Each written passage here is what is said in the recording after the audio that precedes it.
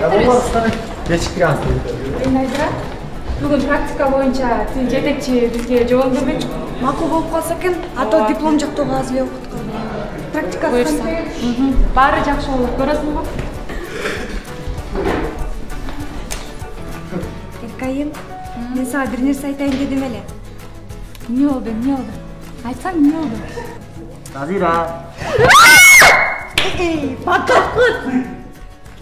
Сен такыр чоң ойбос болдуң го? Эмнеге такыр чоң ойбос болдуңар? Эми өзүңөр көптү көргөн аялдардай болуп, серьезный болуп отурсаңар. Биз деген курдаштарча сырдашкан жатабыз. Тоскоолдой барчыбы? Ушу сен экөөңдү. Менден жашыдын сырыңар бар бе? Кызык, көрөбүз. Менен жашырганда эмне сырың бар?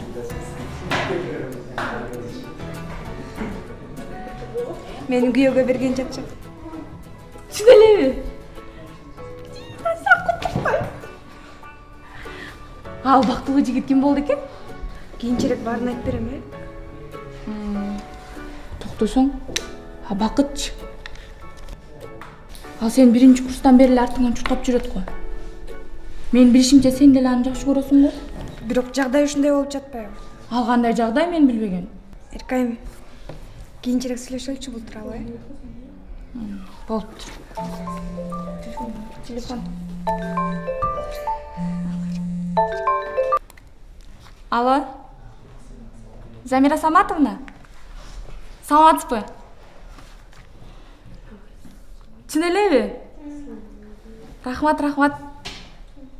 Жакшы болбодубу? Ооба. Анда биз барып калабыз. Көрүшкөнчө эже. Анчалык эмне болду сага? Сага да бирөөсү экөө салганын жаткан жокпу? Назира, андан да жакшы. Биз практикага барабыз. Чын эле?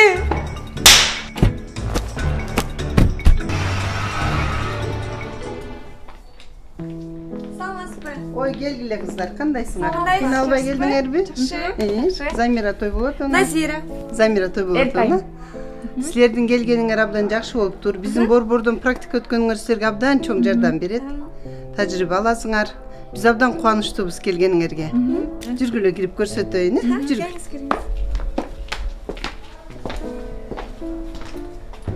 Саламаттасыңар, балдар. Биздин балдар өзгөчө. Буларга чыдамкай болуп, сүйө билсеңер, анда баардык ийгиликтер силерди күтөт. Аман тур.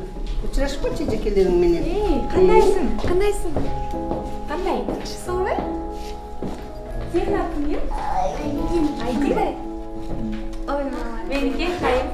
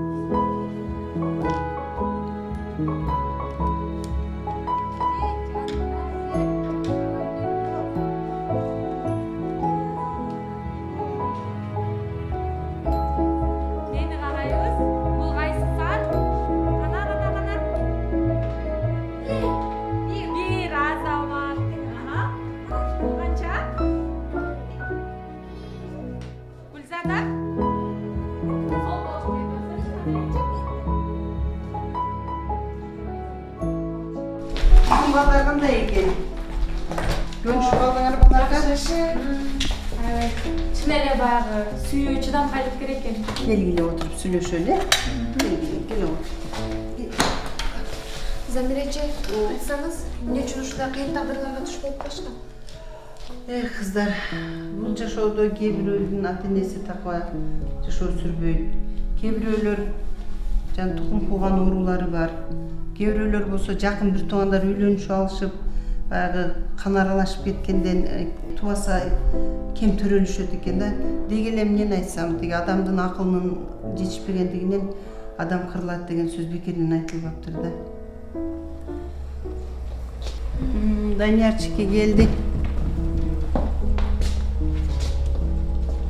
Эмне эже? Даниярчик жечкенли үблөдөн окшойт э? Ооба, жечкенле үйлөгөн. Бир убакта чоң энеси байлыгын сактап калгысы келген. Мына эме ошол акчасын бардыгы репетиторлорго, мугалимдерге массажга кетип жатпайбы?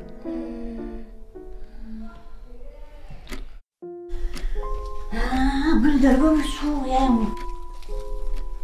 кызып калган бу. Ач, мунусу дагы. Ай, бүгүн бир фирма менен келишим түзөбүз дебедиңер беле? Ай, саат өтүп баратат. Качан барасыңар? Ой, ооба. Уулуң жок мына. Мен кийинип алып күтүп атам, келсе эле анан кийин чыгып кетейин деп турам, өзүм деле аңыз. Мына, ал жок, эмне кылам? Күтүп атам. Ай, уулубуз 25ке келди. Аны үйлөнтпөсөк болбойт. Оолумду менин күйөөм болсо экен деген далай кыздардын көздөрүн күйгүзгөн жигит го. Бардыгы бар. Үй десең үй бар. Машина десең машина бар. Бизнес бар. Бизнес деп коет. Аны ким башкарат? Уулуң бу. Ой, ал деген бизнес башкармак турмак. Сенин бизнесиңди карап да койбойт. Ой, кандай эмгек менен келгенин дагы кызыгып да койбойт. Ага бизнестин кереги жок. Ал деген баарын талкалап кыйратат, жок кылат. Ай, ошон үчүн үйлөнтөлү деп жатпайынбы? Мына тегерегинде канча татынакай кыздар жүрөт.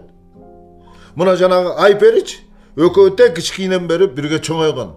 Ал жакшынакай кыз. Айпери. Койчу.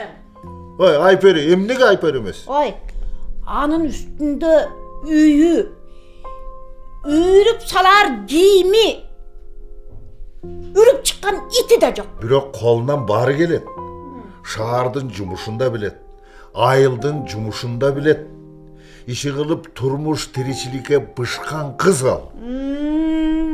Мыкты кожойке дечи. Ооба. Ай, мыкты кожойке эле эмес. Бизге деген тектүү жерден септүү келин керек.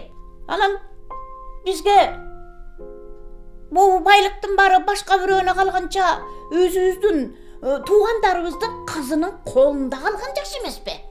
Биз караганда ким багат бизди? Айтчы ошону.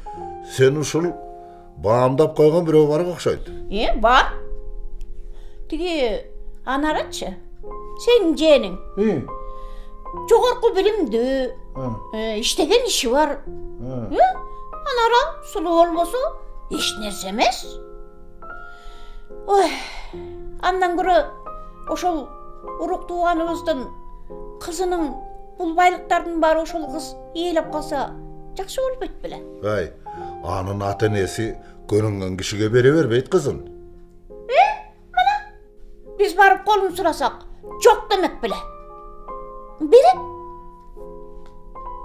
Көрүнгөндүн көзүндө жалдырап калганча андан көрө өзүбүздүн урук тууганыбыздын колунда калганы жакшы да.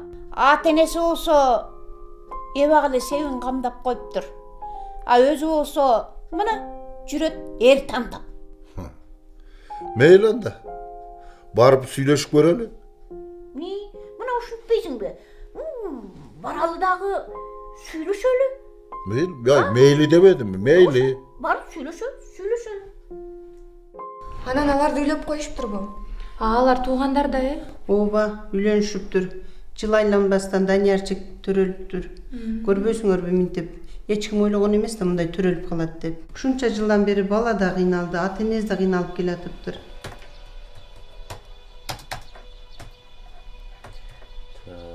Кудайым ай, балам, күчүгүм балам.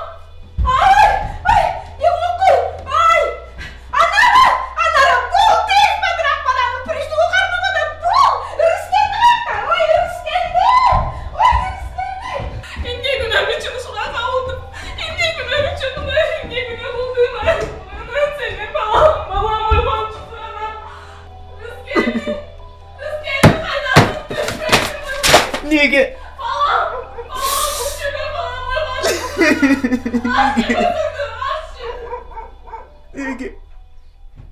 Данияр көбүнчө күндүзү биздин борбордо болуп жатат.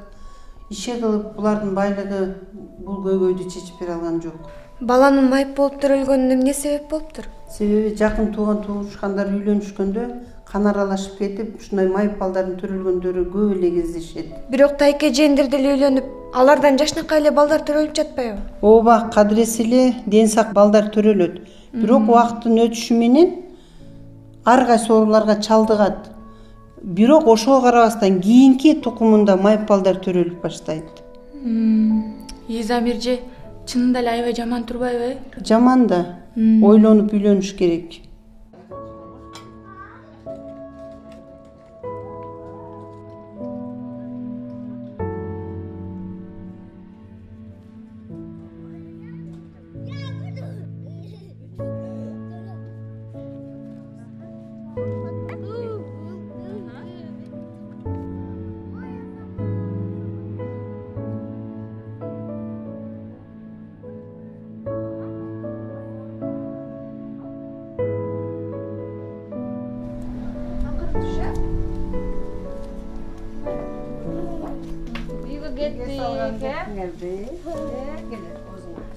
Жакшы барайдын, көрүшкөнчө. Давай, пока.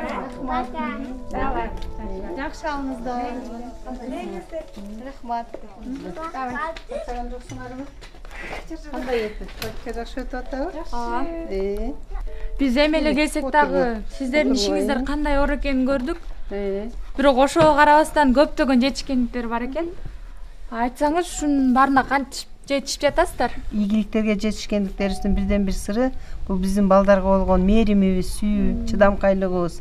Сүйүү деген бул көп кыйынчылыктарга көз жумуп коет экен. Мына балдарга болгон сүйүү болбосо биз бул балдарга эч нерсе кыла албайт болчук. Замир эже, менин тынчымда калган суроо бар эле. Ушунчалык эле тууганга үйлөнгөн туура эмеспи? Болбойбу? Үйлөнбөш керекпи? Ооба, үйлөнгөнгө болбойт. Мына өзүң эле көрүп атасың. Мына биздин борбордо эле жакын бир туугандар үйлөнүшүп, кан аралашып кеткенден майып төрөлгөн 5 бала бар. А районду алып көрөлүк, областты, башка улуттун элдерин алып көрөлүк.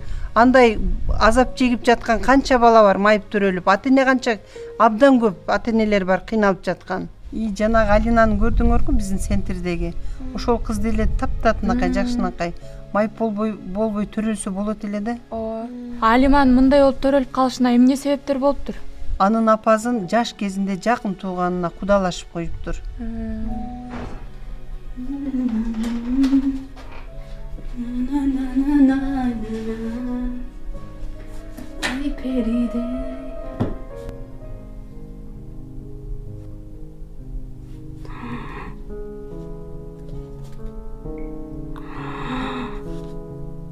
Сонго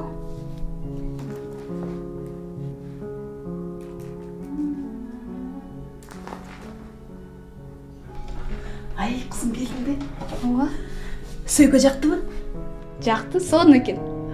Кимдики бул? Сеники кызым. Меникиби? Ооба. Сиз мага алып келдиңизби? Жок, тиги тайкеңдер келишиптир. Анан эсиңдеби Канат? Эми кичинекейиңерде чогуу ойночу элеңер го? Эсимде. Ошо тайкеңдер Канат экөөңдү үйлөнтөлү деп сага сөйгө салганы келишиптир. Кандай жапа? Ал менин байкем да. Ой, кандайча байкең? Ал болгону атамдын эжесинин баласы. Эч нерсе болбойт, нике жүрө берет. Коюңуз жапа. Тийбейм мен ага. Койчу кызым эми. Ой, билесиңби, чоң атаң тирүү кезинде тиги дайыма айтып кулагыбызга куюп жүрчү эле го. Туугандарды алыстатпай жакындаталы, сөөк жаңырталы деп. Ошондо ага мен тийишим керек. Тийбейм мен апага. Ой, кызым, койчу эми. Жүрсөң сүйлөшөлү. Жүрө кой. Ай, керек болсо Канат экөөңөрдү кичинекейиңерди эле кудалап коюшкан. Мына уксаң, барган сайын биздин туугандардын ортосунда арабыз ажырагандан ажырап, алыстагандан алыстап эле баратабыз ай. Экөөңдү үйлөнтүп койсок мына барышып, келишип, катташып турат элек. Баарыбызга сонун болгон атпайбы? Мен чоң атамды сыйлайм деңиз жапа. Бирок мен өзүм жигитим бар да. Угуп турсаң кызым. Ой, чоң атаңдын өлөр алдындагы керези. Бул деген кыргыздын салты болот кызым. Керез дегенди аткарыш керек. Апа, мен каршымын, тийбейм мен Канатка. Туугандарыбыздын баары угушкан. Биз эми туугандардын астында сөзүбүздү кыска кылып уят кылгың келеби? Тийбейм мен апа, тийбейм. Тиесиң дедим, тиесиң.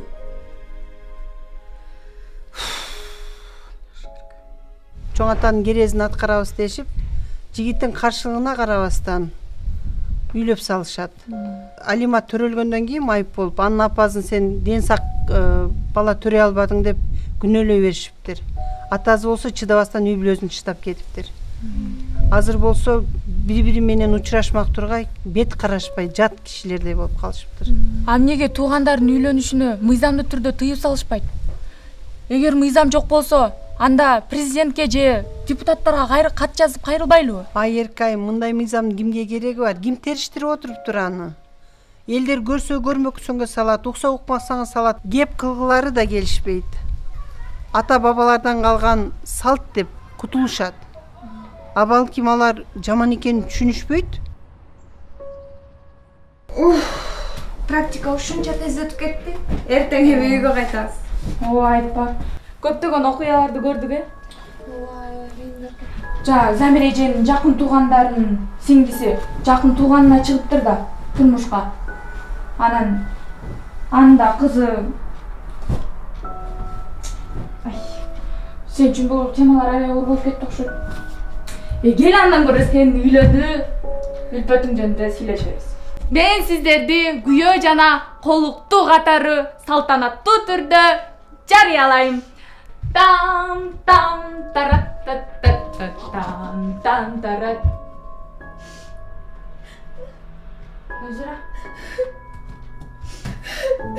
Найзира, сага эмне болду? Бир нерсе болду, тарынтып алдымы сени? Эмне болду анан? Айтсаң? Сен билбейсиң да. Эмнени билбейм? Мага бул сөйкөнү бир тууган тайжемдин баласына кудалап сөйкө салып кетишкен. Тууганыңабы? Сениби? Мен аны таануучу да билчү да эмесмин. Ата-энем бир туугандар менен чечип коюшкан. Мен жакшы эле каршы болоюн дедим. Анткени мага бакыт жокчу. Найзира, бирок сен эми түшүндүң да туурабы? Силердин кандай балдар төрөлүп калышын сен эми түшүндүң да туурабы? Ооба. Менин балдарым да ушундай болуп майып болуп калышын каалабайм. Деги эле кыргыз элиме таза кандуу, чынден соолуктуу, таза тукум уланышын каалайм. Ооба, мен да. Ата-энелердин күнөөсүнүн айынан балдар азап чегет турбайбы? Кудай кечирет. Кудай баардыгын жакшылыкка айландырып берет. Сен баарын чечкенге убактың бар да. Сен ата-энеңи, туугандарыңа түшүндүр. Алар түшүнүшөт. Алар сөзсүз түшүнүшөт. Анткени алар ата-эне да. Ошондой болсо экен. Ооба, түшүнөт. Эркайым, Баары жакшы болот. ата-энем макул болобу? Болот. Макул болот. Деги ушул көйгөй чечилеби? Бул маселе өлкөбүздө чечилет. Сен ишен мага. Бул маселе өлкөбүздө чечилет, уктуңбу?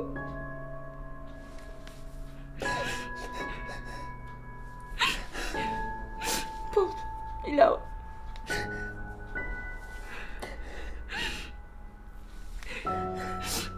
Болду. Жүрө андан көрө жаталы. Эртең экөөбүз жолго чыгабыз. Болду. Болду, жүрү жаталы. Жүрү.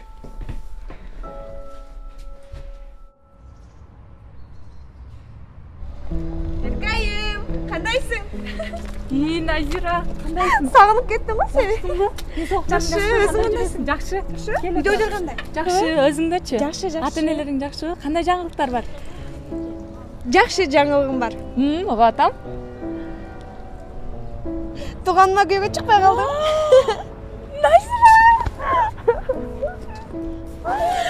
Анан айтчы, ата-энелериң, бир туугандарың кантип макул болушту? Мен ата-энеме практика учурунда көргөн, билген, уккан нерселердин баарын айтып бердим. Жанагы балдар жөнүндөчү, алар эркиме каршы чыгышкан жок. Ошентип тууганыма күйөөгө чыкпай калдым. Аябай кубанычтамын. Сендечи эмне жаңылык? Эмне болдуң? Жакшы, буюрса баары жакшы. Бакыт келди. Кандайсыңар кыздар? Кандайсың? Кандай бакыт? Жакшы, өзүңөр кандай? Кандайсыңар? Практикаң кандай өттү? Жакшы, Кудайга шүгүр. Өзүңөрдүкү кандай? Жакшы. Бизди дагы эмне кылып коркуткан жатасың? Жок, бүгүн мен силерди коркутпайм. Бүгүн мен келечектеги эң мыкты социалдык кызматкерлер үчүн Магабы? Чоңоюп калгансың го я? Эми бул жолкусунда сен жакын курдашың менен сырдашканга алып кетсем болобу? Экөөңөрдүн менден жашыруун эмне сырыңар бар? Албетте. Бул сага.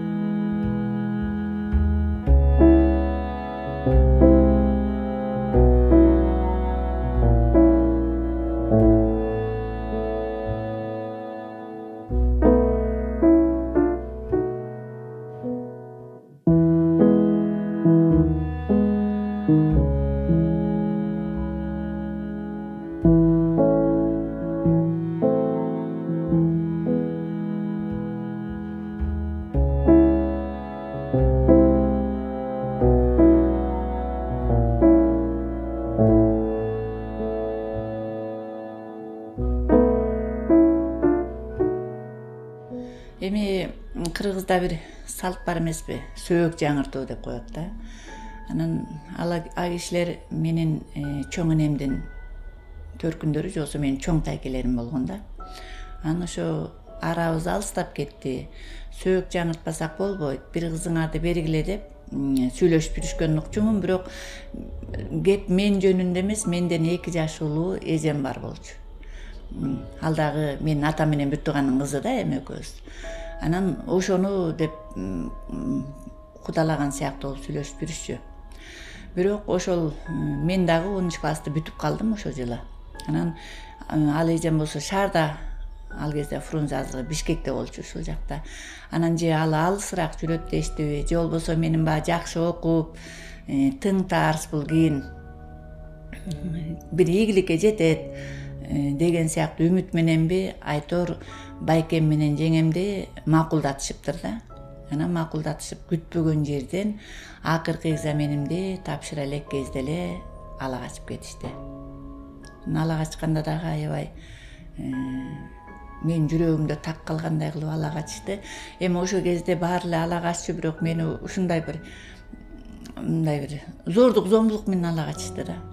Кыйкырып, чаңырып, баягы эме кылып эч ким жардамга келген жок. Бир жагы эле бир машина толтура, грузовой машина толтура, баягы чөп малында чөп тартып жүргөн эле машинага зилби ошол кезде бир машинага салып ала качышты. Анан кийин мен деле өзүм олбурлуу кыз элем. Анан аябай каршылык көрсөтүп, чиренип, ошентсем ошо кармап, колдон буттан кармап эле могунтуп эле ыргытып эле салды да, кабинага түртүп эле, ошо бүт денелерим баары көгала болуп ооруксунду. Жакын эле айылда, бир айылдан экинчи айылга жеттик. Жеткенде дагы баягы босогодо эптебем, баягы калып калыштын айласын кылып чирендим эле. Бирөөсү болсо 2 колумду моу 2 карууга чапканда бетим менен жыгылып, мурдумдан канатты көрсө ошондо жарака кетиптир. Мына мисалы үчүн бүгүнкү күнгө чейин бар ошол мына моюн кашымдын жарылганы бар. Эң чекте айыкпайт да буларчы. Ошентип анан кийин баягы киргизип отургузганга аракет. Мен отурбайм дедим. Мен каалабайм бул жерде. Мен келечекте окушум керек, менин максаттарым бар деп ошентип каршылык көрсөттүм. Анан ошол кезде дагы бир жаман нерсе, мен жүрөгүмдө өмүр бою баягы жашоомо зак келтирген нерсе, баягы алгачкы түн дегенде бизде андай деле болгон жок. Ошол жерде жана мени кошо ала качып келгендер, анан ошол жерде жүргөн бир 2 келин болуп мени мындай зордуктоо менен отургузушту да. Мындай караганда эми ачыгын айтканда балдар колу бутумду кармап, жеңелерим кийимди сыйрып алып, ошо жеңелик милдетин аткарып атам деп ойлошту да аларчы. Анан ошентип мени күйөөм зордуктады. Зордуктаган ошол да. Что эртең күнү бул кетип калбасын дегендейчи. же болбосо артынан дагы бирөө жарым издеп калса кетип калат го деген менен бул эми кете албай калсын деген. Бул мени багы жүрөгүмө ого бетер так калтырды. Мен бул адамдардын алдында басынтты. Анан багы эртеси күн болду. Эртеси күнү ошо менин классташтарым, классташ балдарым арасында бир мындай кичине көңүлү жакын бала бар эле, ошол баш болуп издеп барышты. Издеп барышты, таңга жок издеп барганда эчтем урушуп атышат, мушташып атышат деп калышты. Мени аллага ачкан бала бизден бир 4 жаш улуулар эле да. А классташтарым алардан 4 жаш кичүү. Мындай чабыш мушташса деле алдары жетпейт дем чоң. Тилер армиядан келген чак балдар. Ошондой болуп калды. Милиция участковый чакырышты, чыкса менин классташтарымды алып барып райондун центрине алып барып камап коюшту. Камап. Анан багы ошондо билек багы айтып атышты, биз үйдөгүлөр менен сүйлөштүк. Сен кетип каяка барасың? Эмес жака кете албайсың. Мен ага деле болбой эле качайын деп багы аракет кылып ошондой кылды. Ошондой аракеттерим болду. Анткени сен алар мени жаман көрүп башташты. Анан алар баягы өздөрүнчө эмне кубалап келди, кубалап кетти. Ачуу базар, албулдарын өздөрү менен өздөрү баягы жасап атышты ырым-жырымдарын. Мен болсо ички дүйнөм баары жабылып калды. Баягы мага күйөө болуп аткан жигит деле баягы аракет кылып мындай көңүлүмү табайын деди болуш керек, бирок мен аны көргүм да келбей калды. Аны көргөндө бир жаман көрүнүп калды да мени бул мындай. Бул ушу жанагы зордуктоо деп бүгүн деле айтып атышпайбы, зордуктоо дегенчи бул эки адамдын ортосундагы түбөлүк бир байланыш түзүлүш үчүн бул бир кандайдыр бир мээрим менен, сүйүү менен, макулдашуу менен анан өтсө жакшы экен да. Анан эле жөн эле бир алып барып эле зордуктап койсо, көчөдөн эле бирөөнү сүрөп келип, мисалы мен үйдүн ичинде эле зордуктаган болбосо көчөдө зордуктап кеткенде эле нерсе болду мындай караганда. Тем более жолдошторунун бетин карай албайт экенсиң эртеси күнү. Бети башымдын баардыгы мурдум жарылган, мага мындай бооруу деле жок болду да алардачы. Кой бул денеси ооруп атабы деген сезим болгон жок алардачы. Мени мындай айбандык сезим менен эле.